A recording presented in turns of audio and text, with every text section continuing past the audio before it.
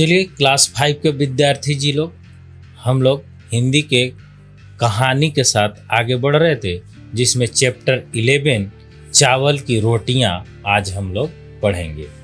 चावल की रोटियां एक नाटक है जो कि बहुत आनंदित करने वाला एक चैप्टर है। चलिए इसको हम लोग अध्ययन करते हैं।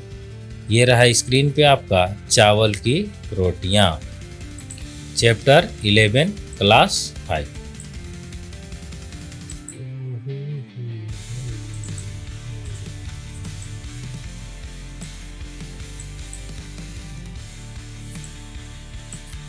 पात्र परिचय है, यानी कि इस कहानी में, इस नाटक में किस किस का रोल है, पात्र है, उसका परिचय दिया हुआ है। कोको 8 साल का एक बर्मी लड़का है, कुछ मोटा है। नीनी 9 साल का बर्मी लड़का है और ये कोको का दोस्त है। तीनसू ये 8 साल का बर्मी लड़का है और ये भी कोको का दोस्त है। मिमी 7 साल की बर्मी लड़की है और कोको की दोस्त है।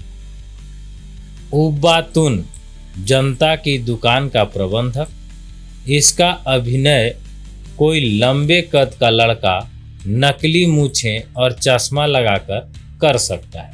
तो पूरी तरह नाटक है ये, है ना।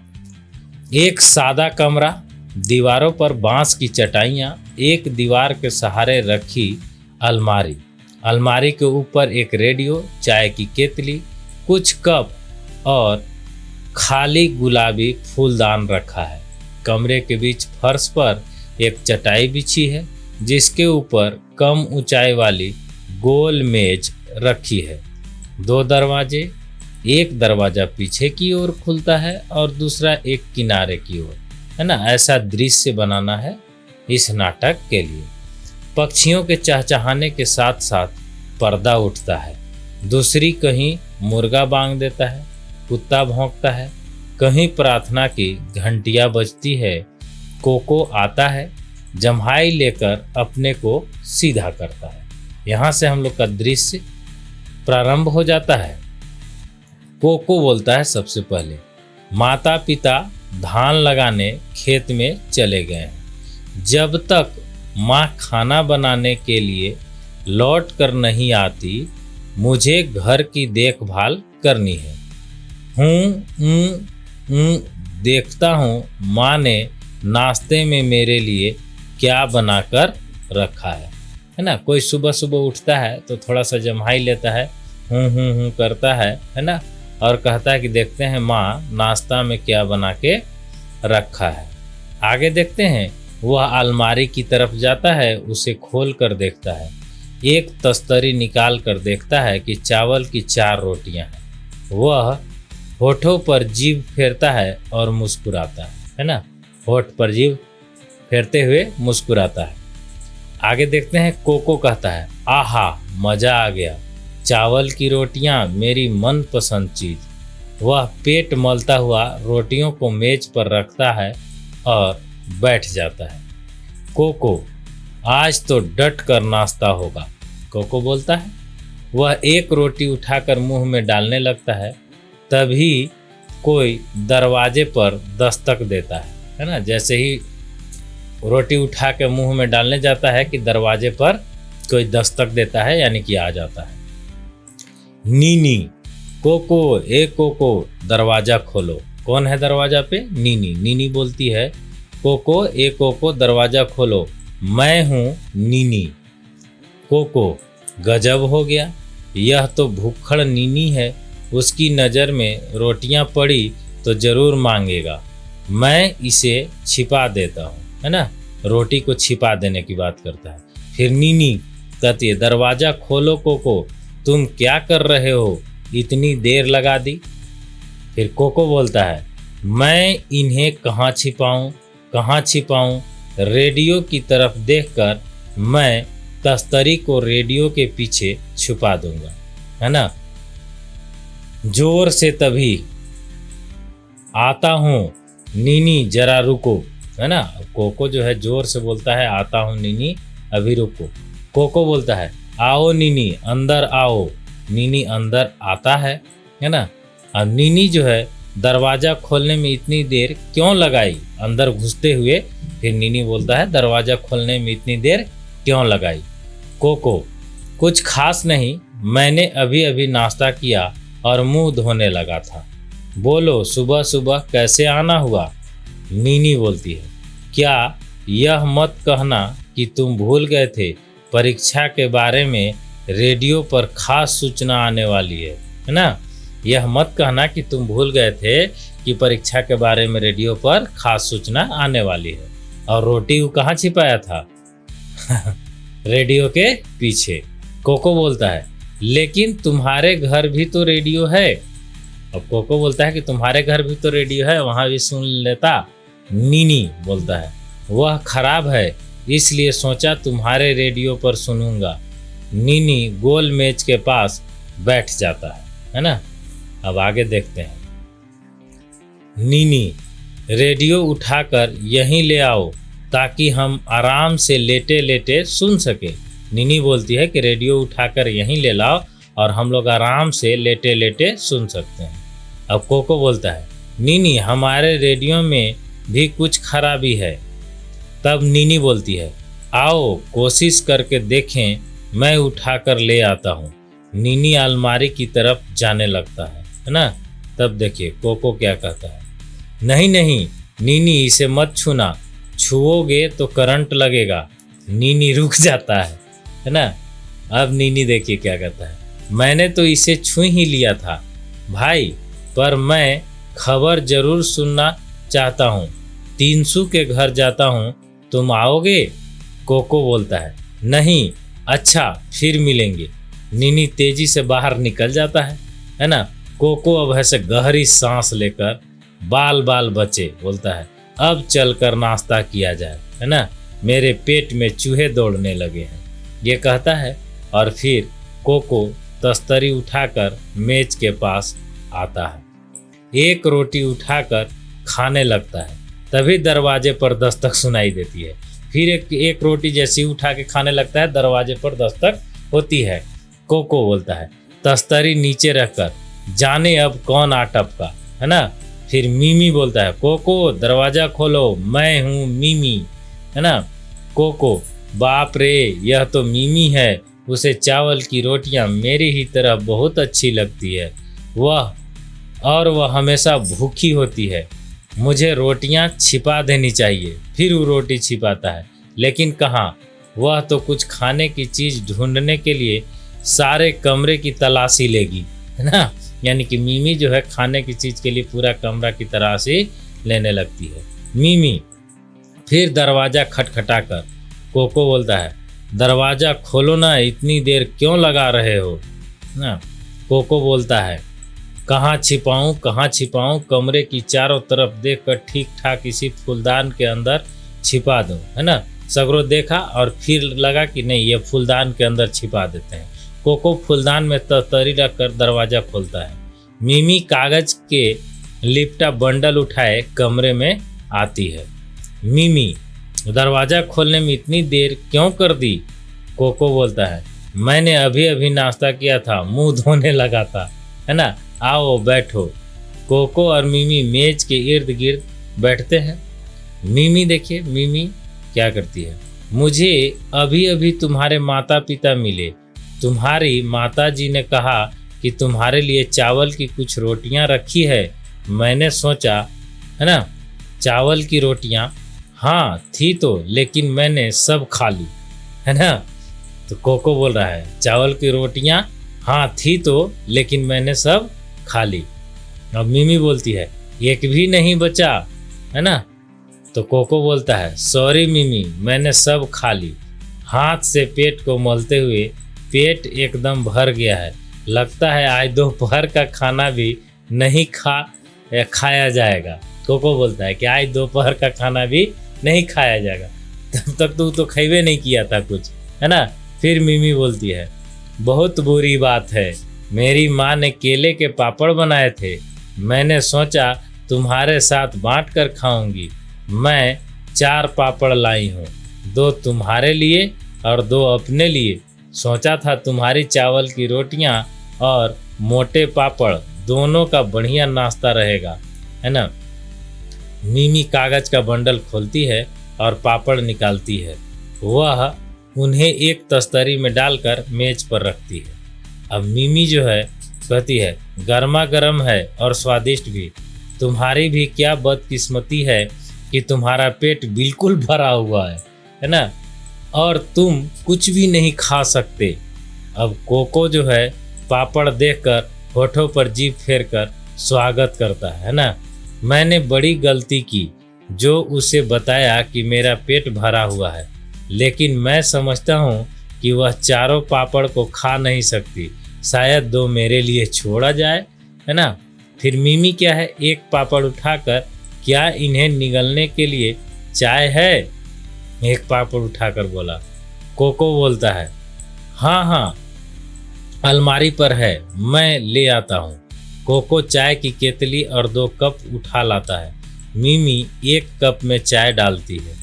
मिमी, तुम तो चाय पियोगी नहीं, पेट भरा जो होगा, है ना। अब देखो कोको, स्वागत है, मेरा पेट भूख से गुड़गुड़ कर रहा है।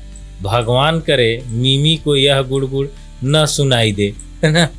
ये कर रहा था। चलिए आगे बढ़ते हैं। अब मिमी क्या करती है, मिमी पापड़ खाते हुए, यह कैसी आवाज़ है ना। अब कोको बोलता है, आवाज़? कैसी आवाज़? मिमी, हल्की सी गड़गड़ाने की आवाज़। यह फिर हुई, सुना तुमने?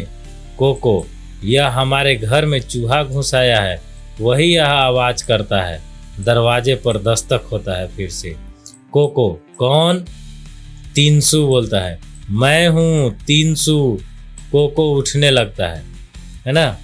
तब मिमी क्या बोलती है, मिमी, तुम बैठे रहो, आराम करो, तुम्हारा पेट बहुत भरा हुआ है, मैं खोलती हूँ। मिमी दरवाज़ा खोलती है। 300 गेंदे के फूल का गुच्छा लिए आता है ना। किसका? गेंदे का फूल का गुच्छा। 300, आहा मिमी भी यहाँ है। तब मिमी बोलती है, आओ 300। अब 300 मेज के पास जाकर हेलो कोको बोलता है, क्या बात है, तुम्हारी तबीयत ठीक नहीं है क्या? तो कोको बोलता है, हेलो 300। मिमी और 300 मेज के पास बैठते हैं, है ना। आगे देखिए फिर क्या है। मिमी 300 से, वह ठीक है, बस नाश्ते में चावल की रोटियां ज़्यादा खाली है ना। फिर 300 बोला, केले के पापड़ों की तरफ देखकर, आहा केले के पापड़ हैं। तो मिमी बोलती है, मैं कोको के लिए भी लाई थी, लेकिन चूंकि उसका पेट एकदम भरा हुआ है, तुम इन्हें खत्म करने में मेरी मदद करो, है ना। अब 300 जो है नेकी और पूछ पूछ बोलता है, तुम्हारी माँ गांव में सबसे बढ़िया पापड़ बनाती है ना। अब 300 एक पापड़ उठाकर खाने लगता है। मिमी उसके लिए कप में चाय डालती है। अब मिमी जो है कप देकर, ये लो चाय के साथ खाओ। अब 300 जो है चाय की चुस्की लेकर होठों पर जीभ फिराकर, बहुत बढ़िया चाय है, मेरी खुशकिस्मती है जो इस वक्त यहाँ आ गया। अब देखिए कोको को यहाँ लगता होगा कैसा, है ना। कोको स्वागत करते हुए, तुम्हारी खुशकिस्मती और मेरी बदकिस्मती है ना। मिमी और 300 एक एक पापड़ खा लेते हैं और मिमी दूसरा उठाती है। मिमी, यह लो 300, एक और खाओ।